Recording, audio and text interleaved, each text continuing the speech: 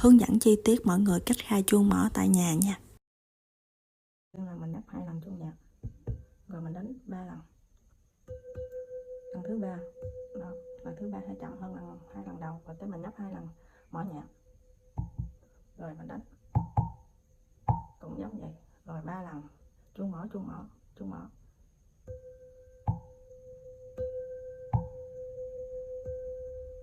Xong rồi mỏ mỏ mỏ mỏ, dập xuống, rồi là mình đã khai chuông xong. Rồi giờ mình làm lại cho dễ nhớ hơn nha mọi người.